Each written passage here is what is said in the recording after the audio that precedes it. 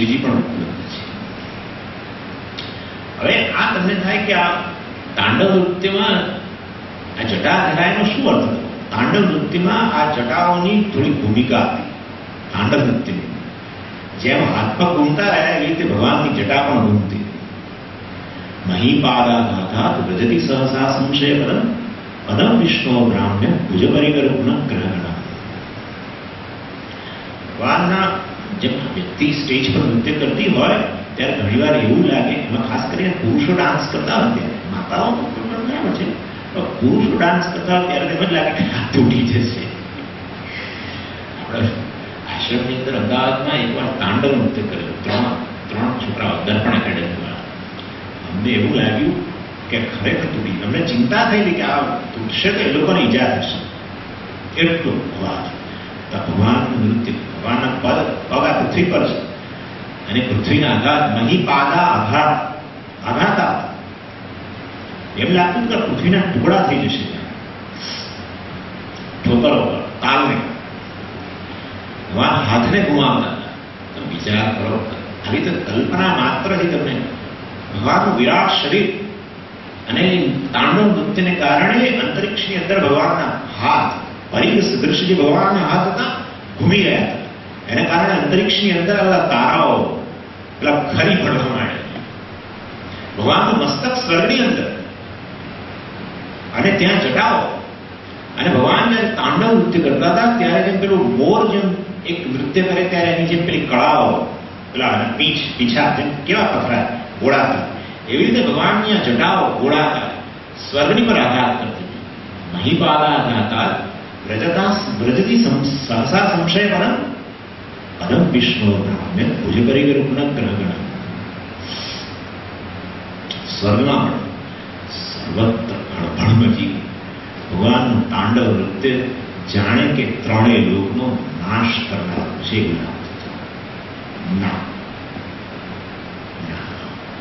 નનુ વામૈવ વિભૂતા. ભગવાનની વિભૂતા, ભગવાનનો અનુગ્રહ કરવાની રીત વિચિત્ર છે. એ માત્ર ભક્તો દર્શન કરી શકે. પોતાના જીવનની અંદર પણ ક્યારેક ક્યારેક તાંડવ નૃત્ય થતું હોય એવું લાગે. બધું ખળભળી ઉઠે, સમગ્ર જગત જાણે ખળભળી ઉઠે. કોઈ બે વ્યક્તિઓ છૂટી પડતી હોય, કોઈ બે વ્યક્તિઓ પ્રારબ્ધવશાત એક વ્યક્તિ વિદાય, ગમે તે સંયોગ વિયોગ. તાંડવ નૃત્ય રિપોર્ટ આવ્યા છે, ગાંઠનો રિપોર્ટ આવે, સમગ્ર જગત ભાગી પડે. થાય ને તાંડવ નૃત્ય વામૈવ વિભૂતા. વામા વિચિત્ર છે. તાંડવ નૃત્ય શું ભગવાન ખરેખર જગત પર અનુગ્રહ માટે કરતા હતા કે જગતનો નાશ કરવા માટે? ના, જગત પર અનુગ્રહ માટે. કેવી રીતે? જુઓ, પૃથ્વી જે ક્ષયશીલ છે, ક્ષય પામેલી છે, પગની ઠોકરોથી ભગવાન એને મજબૂત કરી રહ્યા હતા. જેવી રીતે પહેલવાન હોય ને, એ લોકો પેલા મુક્કા મારીને શરીરને પથ્થર સ્નાન બનાવે, એ રીતે ભગવાન આ પૃથ્વી અનાદિકાળથી સેવા કરી રહી છે. અનાદિકાળથી બધા લોકો પૃથ્વીનો આધાર લે છે, પૃથ્વીમાંથી પોષણ પ્રાપ્ત કરે છે, સતત પૃથ્વીને જ બધી અશુદ્ધિઓ તિરસ્કાર. ક્ષમાનું ઉદાહરણ આવે ત્યારે સૌથી શ્રેષ્ઠ ઉદાહરણ પૃથ્વીનું છે. જ્યારે ક્ષમાનો વિચાર કરો ત્યારે પૃથ્વીનો વિચાર કરજો. કેટલું સહન કરે છે, દુષ્ટો અને ભક્તો બધાને ધારણ કરે. અને જ્યાંથી પોષણ પ્રાપ્ત કરો છો ત્યાં જ અશુદ્ધિઓ પૃથ્વીને જ પ્રદૂષિત કરી રહ્યા છે. આપણે એના પરથી આધાર લઈએ ને એને જ પ્રદૂષિત. આ પૃથ્વીને પછી ભગવાનને થયું કે આ પૃથ્વીને જરાક હવે સચેતન કર્યું. આટલા અનાદિકાળથી એવી સેવા કરી રહી છે, ક્ષયશીલ છે, ઘસાઈ રહી છે. ભગવાન એને ઠોકરોથી, જે પહેલવાનની જેમ પૃથ્વીને મજબૂત કરી રહ્યા છે. ભગવાન નૃત્ય સમયે દીર્ઘ શ્વાસ લઈ રહ્યા છે. કોઈ પણ વ્યક્તિ નૃત્ય કરતી એના શ્વાસ નેચરલી દીર્ઘ, એ પ્રાણવેગથી મરી રહેલો જે પ્રાણ વાયુ જે છે એને સજીવન કરી રહ્યા છે પોતાના શ્વાસથી. પ્રવર્ત વાયુ, વાયુમાં શક્તિનો આધાર. નૃત્ય સમયે ભગવાનનું વિરાટ મસ્તક, એમાં આવેલા ગંગા ભગવાનનું મસ્તક ઘૂમી રહ્યું હોવાને કારણે એ ગંગાના જળના જે કણો એ સમગ્ર સોર્સ, જેટલા બ્રહ્માંડની અંદર સોર્સ છે પાણીના, એમાં એનો છંટકાવ થઈ રહ્યો છે. ભગવાનનું મસ્તક ઘૂમી રહ્યું હોવાને કારણે બધું પવિત્ર થઈ રહ્યું છે ગંગાજળને કારણે. એને પણ શક્તિ પ્રદાન થયા છે. અને અગ્નિ, એની દાહ શક્તિ પણ જાણે વિનાશ પામી રહી છે. ભગવાન નૃત્ય વખતે થોડી વારે પોતાનું ત્રીજું નેત્ર ખોલી પોતાનામાં રહેલા અગ્નિથી બાહ્ય અગ્નિને જાણે સજીવન કરી રહ્યા છે. આમ પંચમહાભૂતોને ભગવાન ચેતન પ્રદાન કરી રહ્યા છે, નવી શક્તિ પ્રદાન કરી રહ્યા છે તાંડવ વૃત્તિ દ્વારા. જે ભૂતો મનુષ્યની સેવા માટે જ ઉપલબ્ધ છે. મનુષ્યની સેવા જ કરી રહ્યા છે.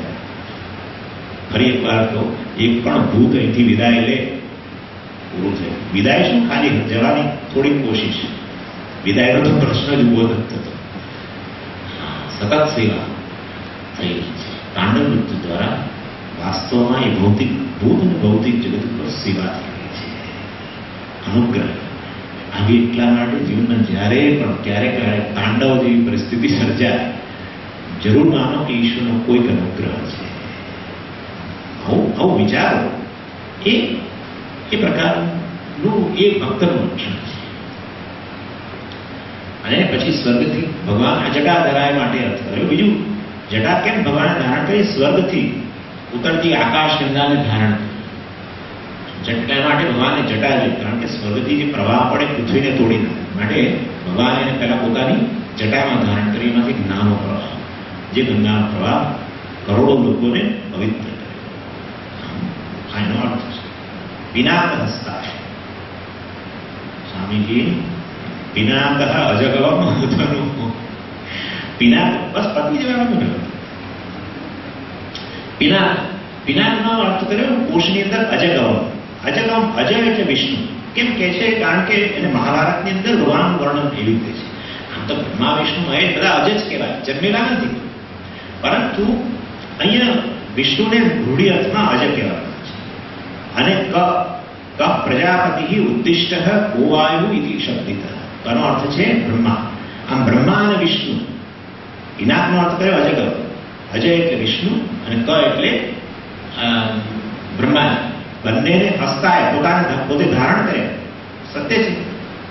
રથાક્ષોણી શતદુતિરગેન્દ્રો ધનુરથો રથાંગે ચિંત્રાર્થો રથચરણ બાણી શરૈતી. હા, ત્રિપુરાસુરના વધ માટે પૃથ્વીને રથ બનાવ્યો, બ્રહ્માને ધારણ કર્યા સારથી રૂપે, હિમાલયને ધનુષ્ય બનાવ્યો અને વિષ્ણુને ધારણ કર્યા બાણ રૂપે. માટે ભગવાન પિનાક હસ્તા છે. ચાલો સનાતન. આ વિશેષણ આપતા આપણે જે નિત્યાય વિશેષણ આવ્યું કે એનું જ પૂરણ છે. નિત્યાયને આવ્યું ત્યારે મેં કહ્યું હતું ભગવાન સ્વરૂપથી નિત્ય છે, સ્વભાવથી પણ નિત્ય છે. એ જ અર્થનીય સનાતન છે. દિવ્યાય, દિવ્યભવ દિવ્યમ. ભગવાન સ્વયં જ્યોતિ છે, ચૈતન્ય સ્વરૂપ છે અને સમગ્ર જગતને પણ ઉજાડી રહ્યા છે. પોતે સ્વયં જ્યોતિ છે, સ્વયં પ્રકાશ છે અને સમગ્ર જગતને પણ એ ઉજાડી રહ્યા છે. ત્રિનેત્રના પર પોતાના સ્વરૂપથી સમગ્ર જગત જે પ્રકાશી રહ્યું છે ઈશ્વરના પ્રકાશને કારણે. માટે ભગવાન દિવ્ય છે. તસ્મૈ યકારાય નમઃ શિવાય. આ યકાર રૂપી શિવને નમસ્કાર. ફળશ્રુતિમાં કહે છે પંચાક્ષર વિદમ પુણ્યમ યમ પઠેત શિવ સંનિધો શિવલોકમવાપ્નોતિ શિવેન સહ મોદતે. પંચાક્ષરમ ઇદમ. આ પંચાક્ષર જે છે એ મંત્રનું નામ અથવા તો પંચાક્ષર સ્તોત્ર, બંને. પંચાક્ષર મંત્ર વિષય હોવાથી પંચાક્ષર સ્તોત્ર પડ્યું. એ પંચાક્ષર સ્તોત્ર પુણ્ય. અને આ સ્તોત્રનો પાઠ જે છે એ આ પંચાક્ષર મંત્રનો જપ છે, ગમે પુણ્યકારી છે. અને એ યા પઠે શિવ સંનિધિ. અને એનો પાઠ જે છે શિવની સન્નિધિમાં. શિવની સન્નિધિ એટલે શું? શિવની સન્નિધિ તો બધે જ તમે કહો છો ભગવાન તો સર્વે આપી છે, તો ગમે ત્યાં બેસું ત્યાં શિવ સન્નિધિ જ છે. એ બેસીને પાઠ કરી શકો, એ બેસીને નમઃ શિવાય મંત્રનો જપ કરી શકો, જરૂર કરી શકાય. પરંતુ ક્યાંક ક્યાંક એક ઈશ્વરની વિશેષ અભિવ્યક્તિ થયેલી છે. હા, જેમ સૂર્યની વિશેષ અભિવ્યક્તિ જે છે એક પ્રતિબિંબ રૂપે પાણીની અંદર. સૂર્યનો પ્રકાશ જ છે બધે, પરંતુ વિશેષ અભિવ્યક્તિ પેલા જળની અંદર થઈ. એવી રીતે ઈશ્વરની વિશેષ અભિવ્યક્તિ આ જ્યાં જ્યાં પ્રાણ પ્રતિષ્ઠા થઈ હોય, જ્યોતિર્લિંગ વગેરે ત્યાં વિશેષ અભિવ્યક્તિ છે. એ વાસ્તવમાં શિવ સંવેદી છે. ત્યાં બેસીને પાઠ કરો, મંત્ર જપો. શિવલોકમાં વાપનો. તો શિવલોકનો આમ તો સામાન્ય અર્થ કૈલાસ, પણ ભૂ કૈલાસ નહીં, દિવ્ય કૈલાસ. આ એક દિવ્ય કૈલાસ છે. ભૂ કૈલાસ તો અહીંયા જ છે. આપણે પાઠ કર્યા વગર ને મંત્ર જપ કર્યા વગર પહોંચી જવાના છે. એટલે એ તો બરાબર. દિવ્ય કૈલાસ કઈ વર્ણન છે દિવ્ય કૈલાસનું? છે ને. કૈલાસે ગિરિશિખરે કલ્પદ્રુમ વિપિને કુંજથી મધુકર કુંજે કુંજવને ગામી. તમે જે લોકો શિવજીની આરતી ઉતારતા હશે એમને આ શ્લોક ખબર હશે. કોકિલ કૂજતી ખેલતી હંસાવલી લલિતા રચયતી કલા કલાપમ રચયતી કલા કલાપમ નૃત્યતિ મુદ સહિતા. કૈલાસનું વર્ણન છે. એમાં ગિરિશિખરે કલ્પદ્રુમ, કલ્પવૃક્ષોનું મહાવન છે. આમાં કંઈ નથી. એમાં તો એક ઘાસનો તણખલું પણ નથી. ભૂ કૈલાસનું વર્ણન નથી. મધુકર કુંજે અનેક મધુકર આપણે ભવરાવ કુંજતી કુંજવાની વગેરે અને અનેક પક્ષીઓ કોકિલ કૂજતી વગેરે. અર્થાત આ દિવ્ય કૈલાસ વર્ણન છે. શિવલોકમાં વાપ દિવ્ય કૈલાસ પ્રાપ્ત કરશે એવું છે. અને અધ્યાત્મ પક્ષમાં મેં તેને અર્થ કર્યો. શિવનો અર્થ છે પરમ બ્રહ્મ. એ પરમ બ્રહ્મનું જ્ઞાન પ્રાપ્ત કરશે. શિવેન સહ મોદતે, શિવેન સહ મોદતે. સગુણ રૂપમાં જુઓ તો તમે શિવજીની સાથે રમણ કરશો. અર્થાત ગણના રૂપમાં. ભગવાનના ગણ છે ને, રુદ્રગણ ને પ્રમદ ગણ મેં વાત કરી, એ ગણના રૂપમાં. અને અધ્યાત્મ પક્ષમાં જુઓ તો શિવની સાથે પ્રમોદ કરશે. એટલે શું? પરમ બ્રહ્મનું જ્ઞાન પ્રાપ્ત કરશે અને બધા જ ઈષ્ટ ભોગોને એક સાથે ભોગવશે. કોઈ ના ભોગવી શકે, કોઈ ના ભોગવી શકે. અર્થાત જગતના જે વિષયો જે છે, કામના વિષયો જે બધાની મૂળ કારણ હું જ છું. જગતમાં લખી રાખો. હવે આજે આ છેલ્લું વાક્ય. જગતમાં અસ્તિત્વનો એક જ સોર્સ છે જેનું નામ છે પરમ બ્રહ્મ. જગતમાં જ્ઞાનનો એક જ સોર્સ છે જેનું નામ છે પરમ બ્રહ્મ. જગતમાં આનંદનો એક જ સોર્સ છે એનું નામ છે પરમ બ્રહ્મ. વિષયનો કોઈ આનંદ નથી. એ પોતપોતાના અનુભવથી જ પૂરતું નજરે પડી જાય એવું છે. મેં ચર્ચા પણ એની ઘણી કરેલી છે. આનંદનો એક જ સોર્સ છે, એનું નામ છે શિવ. સત્યમ શિવમ સુંદરમ. સત્યમ જ્ઞાન અનંત સચ્ચિદાનંદ જે પોતે એ શિવ છે. એની પ્રાપ્તિથી બધા જ કામનાના વિષય બોલતે જાણે કે એક સાંટા પ્રાપ્ત થઈ ગયા. સમગ્ર જગતનું કારણ હું છું, સચ્ચિદાનંદ છું. એ રૂપે જે શિવ આ પંચાક્ષર મંત્રનો જપ કરે એ છેવટે જ્ઞાન દ્વારા મોક્ષને પ્રાપ્ત કરશે, શિવને પ્રાપ્ત કરશે. આનો અર્થ છે. આ સાથે પંચાક્ષર સ્તોત્ર પૂરું છે. ઓમ પૂર્ણમદ પૂર્ણમિદં પૂર્ણાત પૂર્ણમુદચ્યતે પૂર્ણસ્ય પૂર્ણમાદાય પૂર્ણમેવાવશિષ્યતે. ઓમ શાંતિ શાંતિ શાંતિ. હરિ ઓમ. શ્રી ગુરુભ્યો નમઃ. હરિ ઓમ.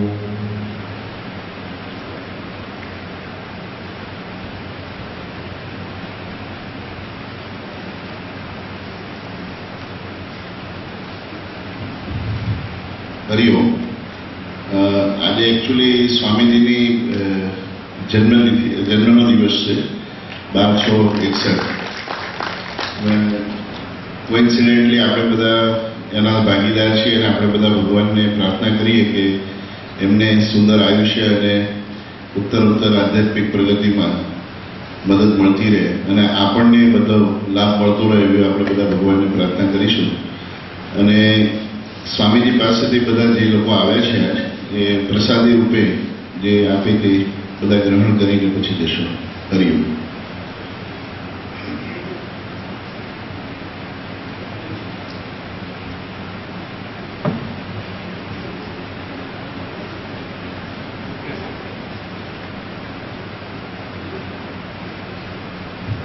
આપ સૌ એક પછી એક સ્ટેજ પર આવીને પ્રસાદ ગ્રહણ કરીને જશો.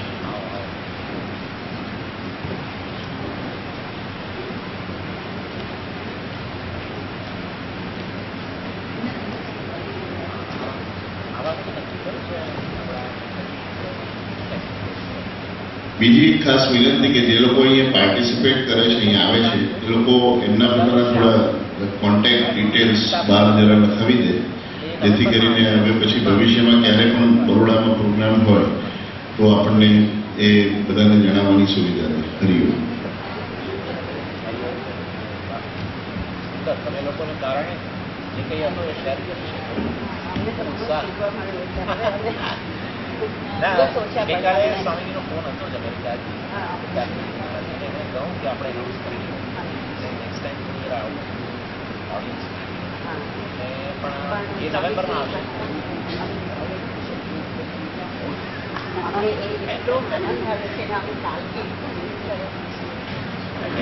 બધા વર્ષે એકવાર આવું એવું મારા મંતવ્યની પણ ઈચ્છા છે. એટલે ઝૂમમાં સ્વામીજી નવેમ્બરમાં આવે છે. 20 નવેમ્બરથી છે.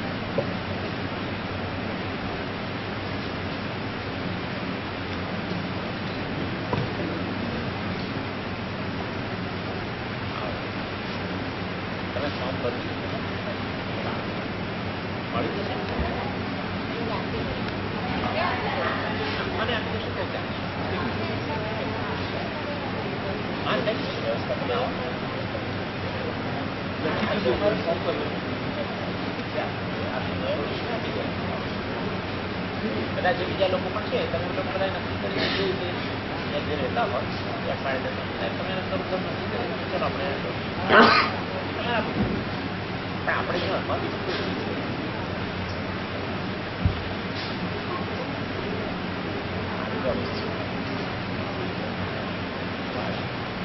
સંકલ્પ કરો. સંકલ્પમાં કરીને આવો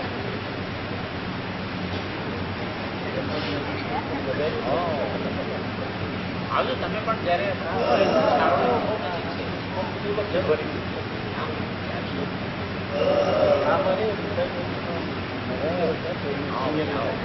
આજે જ અમને ખબર પડી સ્વામીજી સ્વિમિંગમાં મેં જોયા તો આવું બહુ સરસ. ચાલો હું તમને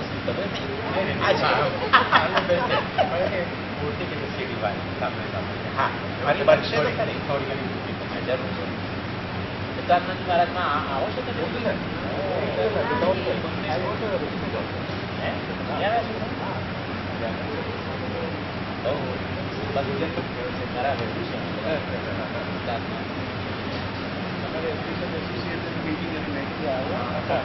ચાલો કઈ નહીં એક દિવસ કરી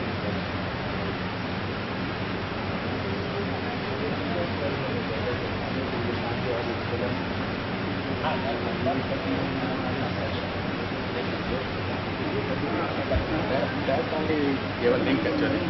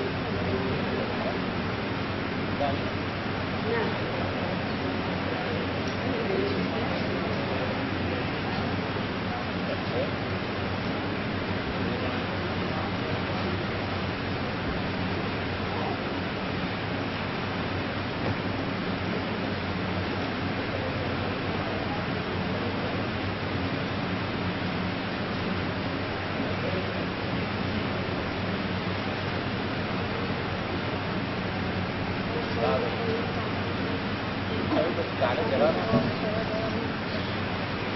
આજે હા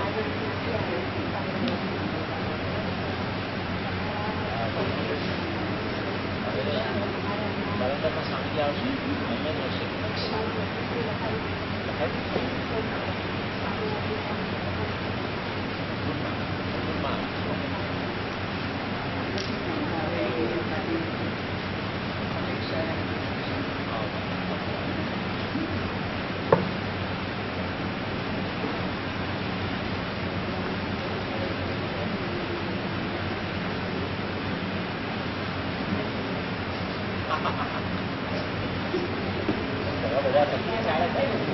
શાસ્ત્રના પ્રચાર હું કરું જેના કરતાં તમારો બધા અનેક ખુશી એટલે તમે જ કરી રહ્યા છો પ્રચાર પ્રસારમાં જે લોકો તમે કરી રહ્યા હા હા